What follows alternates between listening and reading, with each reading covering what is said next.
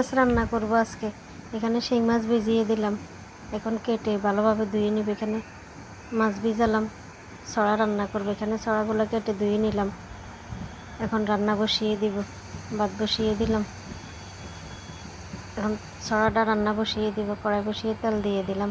তেল গরম হয়ে গেছে, এখন এক এক করে মশলা দিয়ে দিব। আসসালামু আলাইকুম, সবাই কেমন আছেন? আলহামদুলিল্লাহ আমরা ভালো আছি। আজকে আবার নতুন একটা ভিডিও নিয়ে আসলাম। এই যে এক এক করে সব মশলা দিয়ে দিলাম। মশলাগুলো এখন একটু তেলে ভালোভাবে ভেজে নেব। মশলা ভাজা হয়ে গেছে, এখন পানি দিয়ে দিব। পানি দিয়ে মাছ দিয়ে দিব। মাছগুলো ভালোভাবে মিক্স করে বেশ কিছুক্ষণ কষাবো। এই যে মাছও কষানো হয়ে এসেছে, উল্টে পাল্টে ভালোভাবে কষিয়ে নেব। মাছ কষানো হয়ে গেছে, এদিকে ভাতও বলক এসে গেছে। এখন ছড়াগুলো দিয়ে দিব মাছে। পানি দিলাম যাতে লেগে না যায়। ছড়া দিয়ে একটু মিক্স করে বেশ কিছুক্ষণ জাল করব। ছড়া বলক এসে গেছে, আরও কিছুক্ষণ কষিয়ে নেব ভালোভাবে।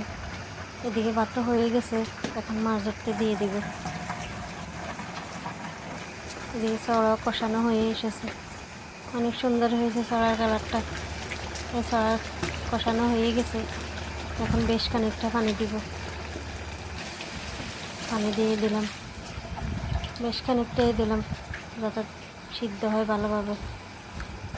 এদিকে শিং মাছগুলো কষিয়ে রান্না করব। এই সব মশলা দিয়ে দিলাম, একটু জাল জাল করে রান্না করব। মশলা দিয়ে এখন একটু মিক্স করে নিলাম। মিক্স করা হয়ে গেছে, একটু পেঁয়াজ কলিও দিয়ে দিলাম। চুলে বসিয়ে দিলাম, আবার একটু মিক্স করে নিলাম। এদিকে ছড়া হয়ে এসেছে, একটু জল জল করে নামাবো। এই মাছগুলো একটু নেড়ে দিলাম। ছড়া হয়ে গেছে, এখন নামিয়ে নিব। ছড়া নামিয়ে নিলাম।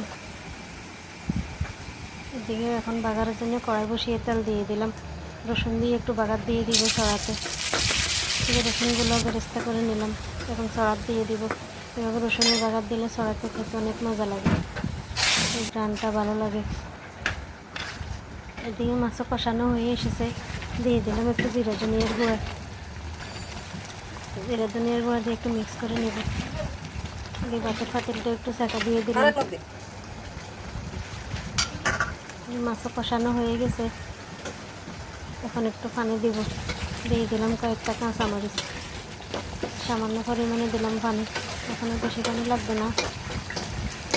এই যে মাছও বলক এসে গেছে, আর একটু জাল করে নামিয়ে নিব।